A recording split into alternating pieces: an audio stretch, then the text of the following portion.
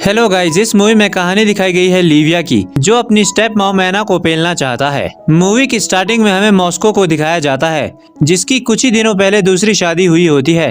वो एक एना नाम की लड़की से शादी करता है, जो कि उम्र में उससे आधी होती है। दरअसल एना एक सिंगल मदर होती है, जिसकी एक बेटी भी होती है।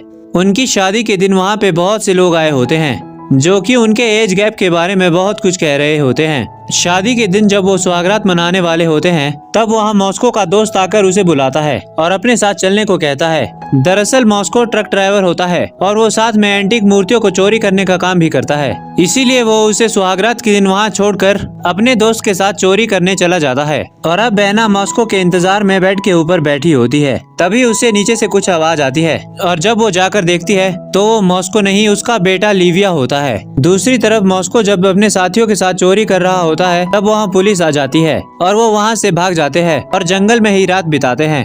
अगली शाम को जब लिविया अपने दोस्तों के साथ बाजार में बैठा होता है, तो लोग मॉस्को और एना के बारे में बात कर रहे होते हैं कि उस बूढ़े को इतनी खूबसूरत लड़की कैसे मिल गई। तो वो सुन के उसे बहुत बुरा लगता है, लेकिन वो कुछ नहीं कहता। मॉस्को और लिविया की आपस में बिल्कुल भी नहीं बनती और ये सब एना को बिल्कुल भी अच्छा नहीं लगता। रात को एना मॉस्को से लिविया के बारे में बात करती है कि तुम अपने बेटे से अच्छे से बर्ताव क्यों नहीं करते। तब वो एना को कहता है कि ना तो तुम उसकी माँ हो, ना ही उसकी वकील, तो उसके बारे में चिंता करना छोड़ दो और हमारे रिश्ते के बारे में ध्यान दो। अगले दिन मॉस्को किसी काम से ट्रक लेकर चला जाता है और लिविया अपनी बहन के साथ खेल रहा होता है। तभी वहाँ एना आ जाती है। लिविया को अपनी बेटी के साथ खेलता देखकर उसे बहुत अच्छा लगता है और वो भी उन दोनों के पास बैठ जाती है। मॉस्को और एना की जोड़ी को देखकर बहुत से लोग जलते थे, क्योंकि एना होती ही इतनी खूबसूरत है। दूसरी तरफ लिविया एना से प्यार करने लगा था, क्योंकि वो उम्र में भी उससे कुछ ज्यादा बड़ी नहीं होती और उसका फिगर भी कमाल का होता है।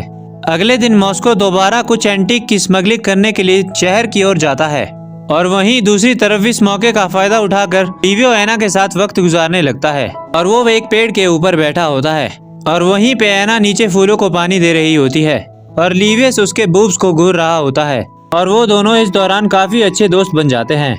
एक दिन जब कॉलोनी के सभी लोग गर्मी से बचने के लिए पानी से खेल रहे होते हैं, तभी लिविया भी एना के साथ पानी से खेल रहा होता है। इसी दौरान मौके का फायदा उठाकर लिविया एना के प्राइवेट पार्ट्स को छूने लगता है।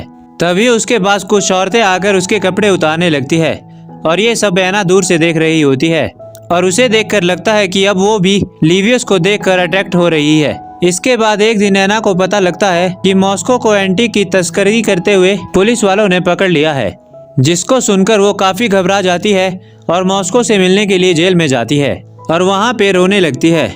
इसके बाद एना मॉस्को के बहुत से दोस्तों से मिलती है और उसे छुड़ाने की कोशिश करती है, लेकिन कुछ काम नहीं आता। और दूसरी तरफ मॉस्को के जेल जाने से घर में किसी को कोई फर्क नहीं पड़ता और वो लोग किसी का बर्थडे सेलिब्रेट कर रहे होते हैं। तभी लिविया एना को परेशान देखता है, जिसके बारे में वो एना से बात करता है। जिसके बाद सुबह लिविया की आंख में कुछ जाता है, तो वो एना के पास आता है और वो उसकी आंख में फूंक मार रही होती है। तभी लिविया मौके का फायदा उठाकर उसे किस करने लगता है, लेकिन एना उसे रोक देती है।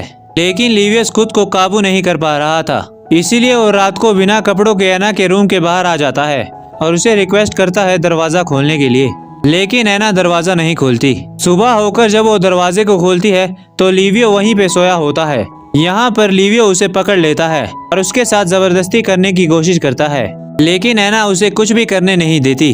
अब लिविया का खुद के ऊपर कंट्रोल खत्म हो चुका था। उस रात लिविया ड्रिंक करता है और ड्रिंक करके घर आता है और वो खिड़की तोड़कर एना के रूम में घुस जाता है।